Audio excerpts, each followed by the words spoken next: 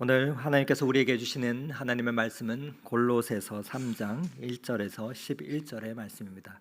골로새서 3장 1절에서 11절의 말씀을 저와 여러분이 교독하도록 하겠습니다. 골로새서 3장 1절에서 11절의 말씀입니다. 그러므로 너희가 그리스도와 함께 다시 살리심을 받았으면 위의 것을 찾으라. 거기는 그리스도께서 하나님 우편에 앉아 계시느니라. 위의 것을 생각하고 땅의 것을 생각하지 말라. 이는 너희가 죽었고 너희 생명이 그리스도와 함께 하나님 안에 감추어졌음이라.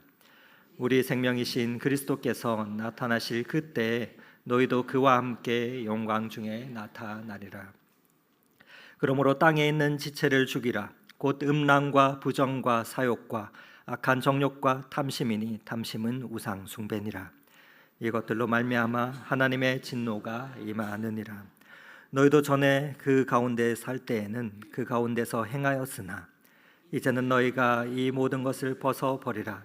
곧 분함과 노여움과 악의와 비방과 너희 입에 부끄러운 말이라. 너희가 서로 거짓말을 하지 말라. 옛 사람과 그 행위를 벗어 버리고 새 사람을 입었으니 이는 자기를 창조하신 이의 형상을 따라 지식에까지 새롭게 하심을 입은 자니라. 함께 읽겠습니다. 거기에는 헬라인이나 유대인이나 할레파나 무할레파나 야만인이나 스구디아인이나 종이나 자유인이 차별이 있을 수 없나니 오직 그리스도는 만유시오 만유 안에 계시느니라. 아멘. 아멘. 네, 잘 지내셨습니까? 연일 복염과 또 폭우를 맞이하면서 지난 7월을 보내고 8월을 시작하였습니다. 인생엔 사람이 오고 가는 것, 또 날씨가 변하는 것, 피조물이 우리가 어떻게 할 수 없는 연약한 존재임을 계절의 변화를 통해서 또 창조의 신비를 마주하게 되는 여름인 것 같습니다. 바라게는 변화하는 계절 가운데에서도 날마다 하나님의 지키심과 돌보심을 경험하는 저와 우리 모두가 되시기를 간절히 빕니다. 인간은 창조된 피조물의 세계를 그 신비를 정직하게 바라볼 때 하나님의 존재를 부인할 수 없게 됩니다. 그리스도인은 또한 그것에서 더 나아가서 자신을 구원하신 하나님을 알고 개인적이고도 인격적인 그 관계를 맺은 사람들입니다. 왜냐하면 하나님께서 그 은총의 빛을 그에게 비추어 주셔서 영적인 세계를 우리가 볼 수 있게 되는 그러한 눈이 열린 자들이기 때문입니다.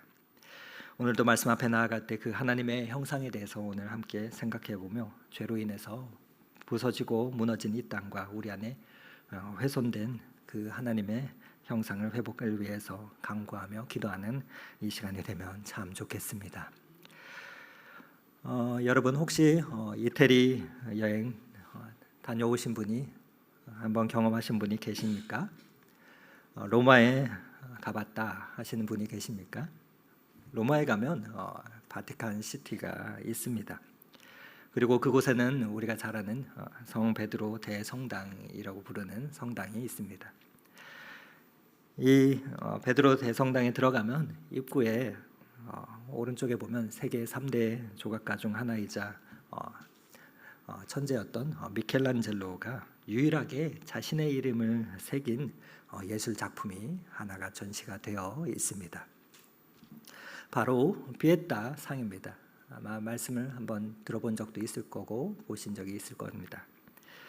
비에타 이태리 말로는 슬픔, 비탄이라는 뜻의 말이고 라틴어로는 자비를 베푸소서라는 뜻의 말입니다. 그런데 이 비에타는 보통 성화나 조각에서는 이렇게 예수님의 모습을, 또 십자가에 못 박혀 돌아가신 예수님을 마리아가 안고 계신 그 모습을 의미합니다. 비에타 상 중에서 가장 유명한 작품은 이 미켈란젤로의 작품인데, 이 작품은 이 조각이 피부 아래까지도 선명하게 핏줄까지도 표현해내서 대리석이 아니라 돌이 아니라 살아있는 사람처럼 보일 정도로 그렇게 섬세하게 표현을 한 그러한 걸작품 중에 걸작품입니다. 나중에 기회가 되신다면 성지순례나 또 종교개혁 답사로 로마에 가게 되면 한번 실제로 볼 수 있게 될 수 있는 그런 경험을 하실 수 있으면 좋겠습니다. 그런데 이러한 피에타상이 1972년 5월 21일에 100개의 조각 이상으로 산산조각이 나는 사건이 발생하게 됩니다. 라슬로 토트라는 한 정신인 병자가 이 유명한 피에타상을 공격해와서 암석망치로 12차례 이상이나 찍어버립니다. 그래서 산산조각이 나서 코와 눈과 머리를 때리고 왼쪽 팔이 완전히 떨어져 나가서 손가락들이 산산조각이 나게 되는 사건이 일어나게 됩니다. 당시 주변의 관광객들과 경찰에 의해서 제지를 당하고 체포가 되었지만 떨어져 나간 파편들은 현장에 있던 사람들이 가져가 버려서 파편을 모두 찾지 못하고 절반가량만 다시 찾게 됩니다. 이렇게 훼손이 되고 나서 긴급히 부서진 조각을 모아서 복구를 하려고 했지만 세계의 미술 애호가들은 저렇게 산산조각 나고 부서진 작품이 과연 처음처럼 회복될 수 있을까라고 의구심을 가졌습니다. 이 사건으로 인해서 박물관도 이 산손 자국이 나고 조각들도 다 찾지 못했기에 박물관에서는 이를 그냥 두려고 했지만 나중에 여러 논의를 거쳐 오랜 시간을 거쳐서 이 훼손된 석상을 이 박물관은 복원을 하게 됩니다. 그래서 바티칸이 이 훼손된 석상을 복원하기 위해서 엄청난 고생을 하게 됩니다. 아무튼 이렇게 무참히 훼손된 이후에 박물관은 이 작품을 복원하기 위해서 세계적인 조각가들을 불러 모아서 팀을 꾸리게 됩니다. 그리고 이윽고 조직된 전 세계에서 초청된 복원 전문가들은 이 작품을 어떻게 해야 원래대로 회복시킬 수 있을까, 복구할 수 있을까 하며 회의에 회의를 거듭하게 됩니다. 그러고는 오랜 시간이 지나서 다시 작품을 복원하게 되었지요. 전 세계 최고의 복원 전문가들이 모였을 때 이들이 바로 복원 작업에 착수하지 않았습니다. 이들은 우선 몇 달 동안이나 깨진 작품들을 감상하는 일을 보냈다고, 그 시간을 보냈다고 합니다. 그 시간을 통해서 미켈란젤로의 눈과 또 가슴을 갖기 위해서였던 것이죠. 그들의 눈에는 미켈란젤로의 눈이 되고 그들의 가슴은 미켈란젤로의 가슴이 되어서 작품에 나타났던 마리아의 연민과 고통을 보고 또 그 연민과 고통을 함께 느끼는 그 시간을 차분히 가졌던 것입니다. 그런 과정들을 통해서 마침내 그들은 작품을 거의 완벽하게 복원할 수 있었다고 합니다. 그리고 그렇게 복원이 끝난 후에는 이 피에타상은 저 멀리 관광객들로부터 떨어져서 멀찍이 떨어져서 방탄유리에 의해서 보호를 받게 됩니다. 지금도 바티칸에 있는 이 베드로 대성당의 입구에 들어가면 오른쪽에 그 방탄유리에 보호된 그 이 피에타상을 우리가 볼 수가 있습니다. 이 피에타상과 관련해서 여러 일화나 에피소드들이 많은데 그 중에 하나가 미켈란젤로가 자신의 유일한 서명을 남겼다는 것입니다.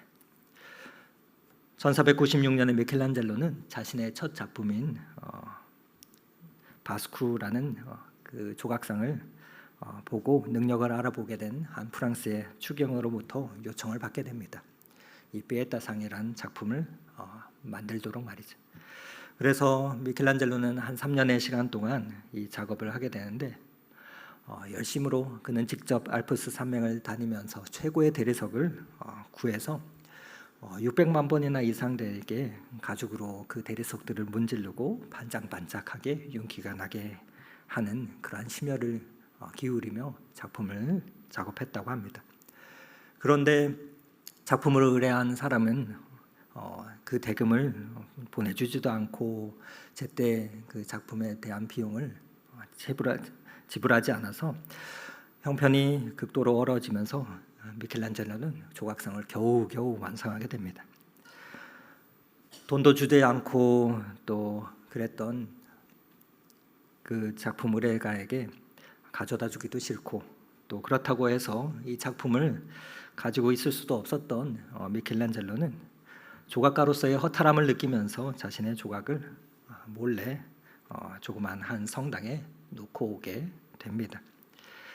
그런데 그 후에 많은 사람들이 이 조각을 본 후에 칭찬을 하게 되는데 그 소문이 퍼지면서 어떻게 퍼졌나?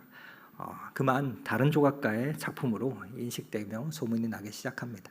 그래서 그 소식을 들은 미켈란젤로는 억울함을 느끼면서 그래서 아무도 없는 밤에 다시 피에타 상 앞에 가서 아래와 같은 글귀를 새겨놓게 됩니다. 동명이인들도 있으니 헷갈리지 않도록 피렌체에서 온 미켈란젤로 부오나티라고 작품에 서명을 새겨넣게 됩니다. 이후 서명으로 인해서 곧바로 이 미켈란젤로는 유명하게 됩니다. 그러나 미켈란젤로는 자신의 오만함을 후회하면서 이후로는 다시는 그 작품에 서명을 남기지 않았다고 합니다. 하나님이 이 세상을 전부 창조하시고도 어디에 서명을 남기지 않았는데 자신은 스스로를 증명하고자 자신의 작품에 서명을 한 모습이 후회가 되었던 것이지요. 피에타상이 이처럼 걸작품이긴 하지만 이 세상에는 사람처럼 귀한 작품은 없습니다. 온 땅과 우주 만물을 창조하신 하나님께서 만드신 가장 최고의 작품이 사람이기 때문입니다. 오늘날 인공지능과 또 인간의 과학이 고도로 발달한 사회라 할지라도 생명의 기원에 대해서는 자신 있게 말할 수 있는 사람은 없습니다. 인간의 육안으로 보이지 않는 아주 미세한 것에서 또 인간의 형체와 형질이 조성되어 자라나는 이 놀라운 신비로운 일은 여전히 인간이 이해하는 그 이해와 이성을 뛰어넘는 기적이기 때문입니다. 그렇게 사람을 바라보면서 서로 여러분을 바라보면서 감격할 수 있다면 그것만한 축복이 없는 것입니다. 왜냐하면 모든 피조물 중에서 인간은 하나님의 형상을 담은 존재이자 작품이기 때문에 그렇습니다. 신학에서 인간에 대한 사유를 다루는 분야를 인간론이라고 부릅니다. 그런데 그 가운데서 중요한 주제가 하나 있는데 바로 이 하나님의 형상입니다. 이마고 데이라고 라틴어로는 부르는데 쉽게 말해서 인간을 인간답게 하고 또 만드는 것은 무엇인지, 우리의 사명은 무엇인지에 대한 이해에 대한 부분을 말합니다. 이에 대해서 성경은 여러 본문에서 말씀을 하고 있습니다. 우리가 잘 아는 창세기 1장 말씀에는 이런 본문이 나오는데 창세기 1장 26절에서 27절의 말씀을 한번 같이 읽어보도록 하겠습니다. 하나님이 이르시되 우리의 형상을 따라 우리의 모양대로 우리가 사람을 만들고 그들로 바다의 물고기와 하늘의 새와 가축과 온 땅과 땅에 기는 모든 것을 다스리게 하자 하시고 하나님의 자기 형상 곧 하나님의 형상대로 사람을 창조하시되 남자와 여자를 창조하시고 라고 말합니다. 하나님이 사람을 당신의 형상과 모양으로 창조하셨다 말씀하고 있죠. 이를 오늘 본문에서는 이렇게 말합니다. 골로새서 3장 10절 말씀인데 함께 읽어보겠습니다. 새 사람을 입었으니 이는 자기를 창조하신 이의 형상을 따라 지식에까지 새롭게 하심을 입은 자니라 라고 말합니다. 본문에 나타난 하나님의 형상이 무엇을 의미하는가 해석함에 있어서 전통적으로 몇 가지 견해들이 있는데 이를 말씀드릴 테니 한번 들어보시면서 여러분은 어떤 관점에 동의하시는지 생각해 보시면 좋겠습니다. 전통적으로 하나님의 형상에 대해서 해석할 때 크게 세 가지 관점으로 바라보며 설명을 합니다. 첫 번째 관점은 실체론적 관점이라고 부르는 견해입니다. 이 관점은 하나님의 형상은 인간을 영혼을 가리킨다라고 봅니다. 바로 인간이 실제적으로 소유하고 있는 어떤 요소들, 그러니까 그것들이 하나님의 형상이다라는 관점입니다. 예를 들어서 인간의 영혼이나 이성, 자유의지 같은 요소들이 하나님의 형상이다라는 관점입니다. 성경은 모든 동물을 통틀어서 인간만이 영혼을 가진 존재다라고 말합니다. 그래서 데살로니가전서 5장 23절에는 평강의 하나님이 친히 너희를 온전케 하시고 또 너희 온 영과 혼과 몸이 주 예수 그리스도께서 강림하실 때 흠없이 보존되기 원하노라 말씀합니다. 즉 인간이 영혼을 가진 존재임을 표현하는데 인간의 영혼은 뭐냐? 우리가 추론할 수 있는 능력, 이성을 가지고 또 도덕적인 감각과 양심을 가지고 있는 것을, 그래서 거룩을 인지하고 또 신성을 인지할 수 있는 그 감감을 가지고 사랑할 수 있는 능력을 가지고 있는 것, 이런 것들이 다 영혼이 있기에 가능한 특성이고 이 영혼이 하나님의 형상이다라고 보는 그러한 견해이자 관점입니다. 그렇게 영혼을 갖고 있기 때문에 하나님의 형상 닮은 존재로 볼 수 있다라는 그러한 말이죠. 그렇다면 두 번째 관점은 어떤 관점일까요? 바로 관계론적 관점이라고 부릅니다.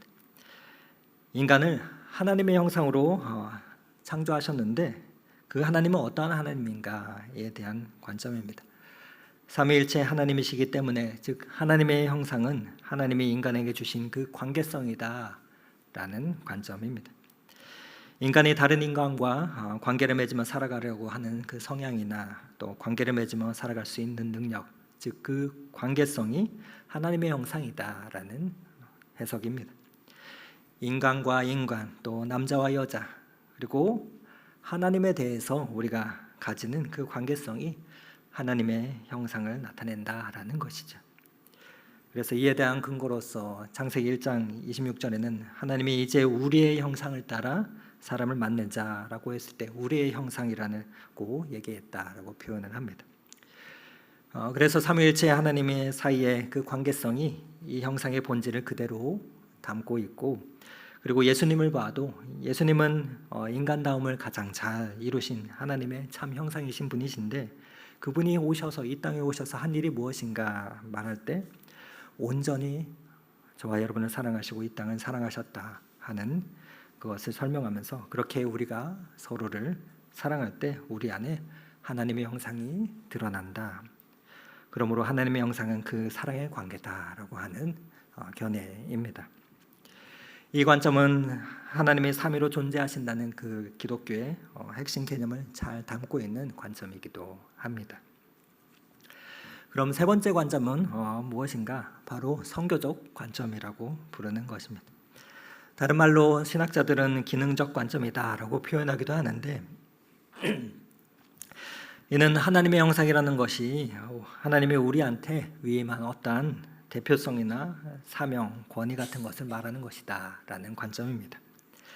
하나님께서 사람에게 부여하신 기능, 특별히 피조물과 온 땅을 다스리고 통치하는 그것이 하나님의 형상의 본질이다라고 보는 것입니다.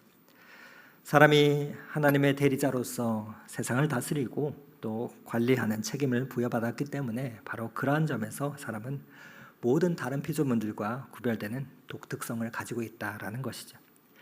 그래서 흔히들 말하는 인간이 하나님의 청지기적 삶을 살아야 한다 할 때 그러한 내용과 연결되어 있는 설명이자 관점입니다. 창세기 1장 26절에 보면 하나님의 형상이라고 나누는 그 형상은 히브리어로 보면 셀렘이라는 단어로 표현하고 있습니다. 우상, 이미지라는 단어인데 이어서 나오는 단어는 우리의 모양대로에서 모양은 히브리어로는 데무트라는 단어를 씁니다. 그런데 이 단어들이 고대 근동에서 즉 다른 곳에서는 어떻게 쓰였는가 하고 보았을 때 고대 근동의 문화에서는 이 단어들을 이렇게 사용했다고 합니다.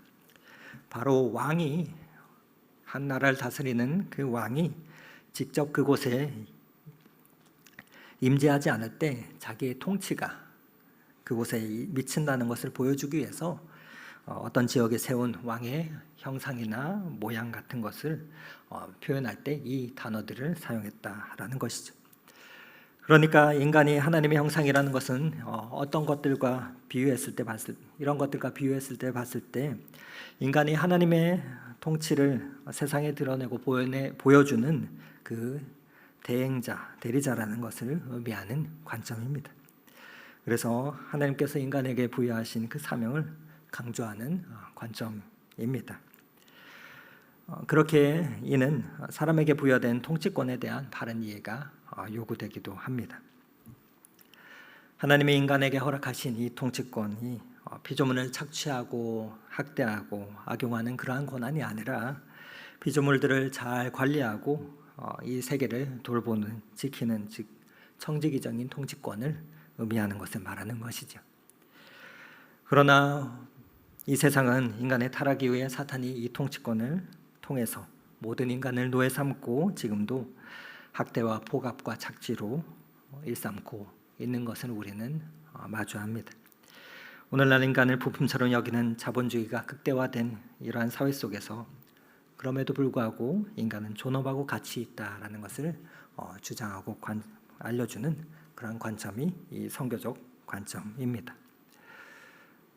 여러분들은 이 해석에 대해서 하나님의 영상에 대한 해석에 대해서 어떤 관점이 마음에 드십니까?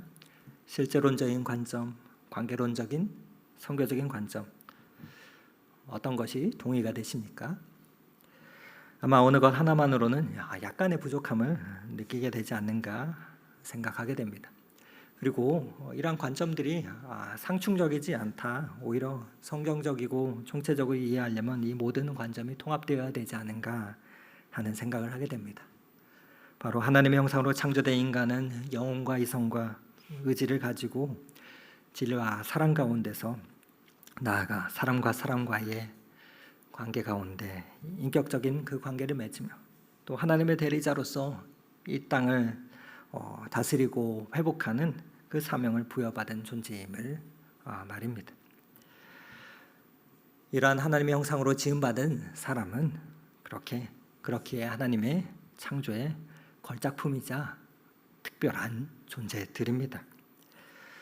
그래서 하나님께서는 우리가 태어나기 전부터 우리 인생을 바라보시며 기록하시는 하나님께서는 한 영혼마다 귀하게 바라보시며 창조하셨습니다. 그렇게 저와 여러분을 하나님께서는 창조의 걸작품으로 만드셨습니다. 그래서 시편 기자는 이렇게 고백하죠. 시편 139편에 내 형질이 이루어지기 전에 주의 눈을 보셨으며 나를 위하여 정한 날이 하루도 되기 전에 주의 책에 다 기록되었나이다 라고 고백합니다. 여러분, 그러나 오늘날 우리의 모습은 어떻습니까? 오늘날 이 세계의 모습은 어떻습니까? 오늘 골로새서 말씀은 우리에게 영광스러운 그리스도의 모습을 보여줍니다. 그리고 하나님 앞에서 우리의 가치를 말씀해주고 있는 본문입니다. 영광의 소망이신 예수 그리스도, 신앙의 여정을 그분과 함께 나아가는 그 여정임을 우리에게 보여줍니다.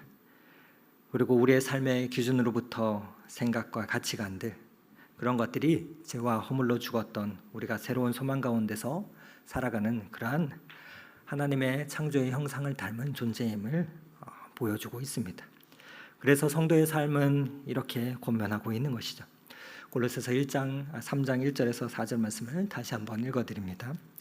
그러므로 너희가 그리스도와 함께 다시 살리심을 받았으면 위의 것을 찾으라.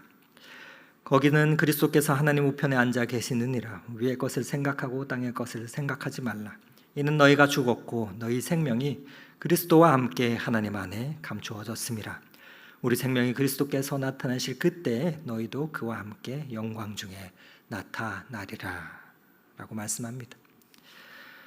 그러나 오늘날 이와 같은 영광 가운데 살아가야 할 특별한 존재들인 존귀한 인간이 가진 하나님의 형상은 심각하게 훼손되며 왜곡되어 있습니다.